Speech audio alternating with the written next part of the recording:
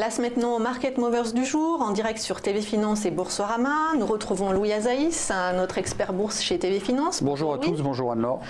Donc, ma première question, c'est est-ce que EDF et Engie vont évoluer ce matin, vont réagir à ce qui se passe dans l'énergie, les grandes manœuvres dans l'énergie en Allemagne ?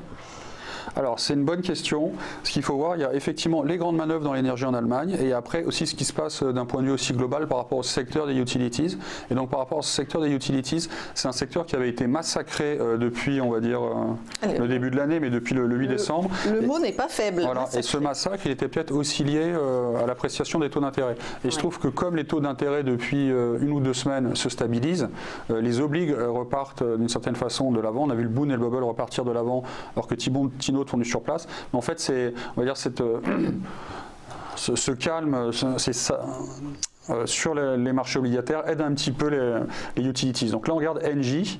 Alors je ne sais pas quand est-ce que ça a été annoncé, mais lui-même entre Engie, elle a fait un gros gap haussier déjà. Et c'est vrai qu'on a, donc vous voyez, on a baissé en 5 temps ici. Et maintenant on voit que Engie elle repart de l'avant. Et donc après ce gap haussier, on a dépassé une résistance importante à 13,23 et on a, donc vous savez ce que c'est, vous vous souvenez du gap. Un gap c'est un écart de cotation à la hausse ou à la baisse. En fait ça correspond à une accélération. Et alors pourquoi il y a des gaps sur par exemple les taux, les taux ou les actions, et qu'on ne va pas avoir sur les devises. Parce que les devises, en fait, ça cote en continu. Donc, c'est-à-dire que ça ne s'arrête pas. Et le devis c'est 24 heures sur 24. Ce qui se passe sur les taux et les indices ou même les matières premières, c'est que c'est des marchés en fait discrets, non pas des marchés continus. Donc ils commencent à 9h et puis s'arrêtent à 18h. Et en fait c'est ça ce gap, c'est quand il y a une nouvelle qui est annoncée pendant les périodes, voilà, exact, la fermeture, et du coup on ouvre avec un gap. Donc c'est ce qui s'est passé sur Engie. Et a priori oui, le rebond est en train de se mettre en place et on pourrait poursuivre le mouvement par exemple, je sais pas, jusqu'à 13,70 ou 14,10. On va regarder maintenant EDF. EDF, en fait, elle avait moins baissé, elle est quand même plus solide. Vous voyez que le graphe est un petit peu différent. Elle avait pris, si j'ose dire, sa claque au mois de novembre avec un gap. Et après, c'est un petit peu violent, et après, on est resté bloqué entre 11,50 et 9,90. On voit maintenant qu'on appelle ça un range ou un intervalle de consolidation latérale. Et on voit maintenant que les cours sont en train de repartir vers le haut du range, la zone des 11,43, 11,50. Et en fait, pour avoir un réel signal d'achat sur EDF, donc il faudrait vraiment dépasser les 11,50. Donc on voit vraiment la différence de configuration entre les deux. Je fais rapidement Suez et Veolia, comme ça vous voyez un petit peu ce qui se passe, le type, ça c'est d'autres types de utilities qui vont être moins sur le nucléaire, on va dire c'est des utilities propres, mais on voit que Veolia, elle aussi quand même depuis le 10 janvier, elle s'était fait massacrer, elle repart à la hausse et on fait un petit gap ce matin. Donc peut-être qu'en fait ces grandes manœuvres dans le secteur, elles impactent peut-être moins EDF ou Engie, mais on voit que sur les petites, Veolia et Suez, ça repart, parce que moi je regarde aussi pas mal d'anglaises, United Utilities, National Grid, c'est des anglaises, et c'était déjà parti Centrica, c'était déjà parti à la hausse. Elles aussi, elles avaient vraiment ce type de graphique typique qu'on voit ici sur Suez, où elle valait 16 au mois de décembre, on est monté jusqu'à 10, et là maintenant, vous voyez, on dépasse une résistance importante à 11,60 et on repart de l'avant. Donc ça, c'est un point, qui était donc les utilities. Et l'autre point par rapport aux indices, c'est que on a vu la semaine dernière que les indices sont repartis de l'avant, mais pourquoi ils sont repartis de l'avant? Parce qu'il y a des composantes dans les indices. Donc là, on était sur les services aux collectivités, il y a d'autres composants qui sont les technologiques. Dans les technologiques, on va deux sous-composants, c'est-à-dire les semi-conducteurs purs, le SOX aux États-Unis et le Nasdaq. Et il se trouve que le SOX et le Nasdaq ont fait des plus hauts historiques la semaine dernière. Oui. Donc en fait, c'est eux qui tirent la cote. Donc l'indice SOX a fait un plus haut historique et il a dépassé les plus hauts de l'année 2000 alors que ça l'avait bloqué un petit peu et le Nasdaq est reparti de l'avant.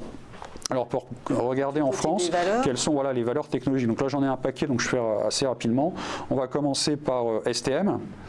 Alors pourquoi STM? Parce que déjà STM elle est très, très grosse. Pour une semi-conducteur française. Mais en plus, STM, elle a exactement le graphique du Dow Jones Stock 600 technologie. Pratiquement. C'est-à-dire que je pourrais mettre le graphique du secteur et le graphe du STM. Donc, STM, c'est un bon exemple par rapport à son secteur. Et on voit en fait qu'on a fait une consolidation depuis le mois de novembre. Mais peut-être que cette consolidation est finie. Et là, on est en train de faire une figure, on appelle ça un drapeau. Vous voyez un petit peu, pourquoi un drapeau? Parce que c'est incliné par rapport à un rectangle. Et on se rapproche vers le haut du drapeau. Et on est sur le point de le déclencher, ce drapeau. Sachant que si on déclenchait le drapeau, ça donnerait un signal d'achat avec un potentiel quand même d'appréciation assez élevé. C'est-à-dire que si on commence à dépasser maintenant les 20, ce ne sera pas pour s'arrêter a priori à 21,39, parce qu'on pourra aller beaucoup plus haut. Alors je vous mets un peu plus d'historique, ça vous voyez STM, et quand même voilà, elle a énormément monté, c'est vrai. Ce que j'allais vous dire, on la voit souvent dans le panneau. Voilà, elle a énormément monté, mais là on voit que maintenant, en fait, elle a fait cette figure en drapeau ici, et on est pratiquement en train de la déclencher, on pourrait repartir beaucoup plus haut. On va regarder aussi une technologie qui est plus petite, mais qui est beaucoup appréciée par les investisseurs, c'est Soitec en fait. Voilà, Soitec aussi, semi-conducteur pur, hein, donc là STM, Soitec, on était vraiment sur des semi-conducteurs, c'est juste que c'est pas du tout le... STM est 10 fois plus grosse ou 20 fois plus grosse que Soitec, hein, je parlais de chiffre d'affaires, ça prend de capitalisation, et on voit là aussi que elle faisait du surplace depuis le mois de novembre, un petit peu comme STM, elle est plus forte, pourquoi elle est plus forte? Parce qu'elle est descendue moins bas en fait, et qu'elle est déjà proche des hauts. Vous voyez que ce matin, on est en train de dépasser une petite résistance à 65-70, et on a l'impression en fait que Soitec veut revenir vers les plus hauts, vers 71, 40, 75, 20. Donc tout comme les technologies tirent la cote aux États-Unis, donc elles entraînent avec un peu le Nasdaq et le SP500, on voit que c'est technologique, il y a aussi un effet de contagion positif en Europe, donc elles tirent les semi-conducteurs européens. Donc il y a aussi ASML, il y en a d'autres. Hein. On va juste regarder un petit peu. Dernière. Ouais. Alors la plus forte des autres technologies, je pense, c'est Dassault Systèmes, DSI. Oui, Dassault Systèmes, c'est un graphe d'action en fait du Nasdaq. Vous voyez, elle a pratiquement jamais baissé. Au mois de juillet, on va aller 76, là on vaut 111. Et si je vous la mets depuis 5 ans, vous voyez qu'il y a 5 ans, elle valait 39, et là on vaut 111. Vraiment, le rêve des investisseurs. Voilà, DSI, c'est vraiment la plus forte dans les technologiques, mais d'autres ont eu des passages plus difficiles, comme Atos, qui s'était fait massacrer, Atos, à cause peut-être de la concurrence un petit peu agressive de Safran. Donc Atos, c'est pas peut-être, c'est certainement, Atos s'est fait massacrer, maintenant elle repart en direction des 116,40 et des 123,50. Et il y a aussi Capgemini, qui est un des leaders du secteur. Aussi Capgemini, elle avait moins souffert qu'Atos. Hein.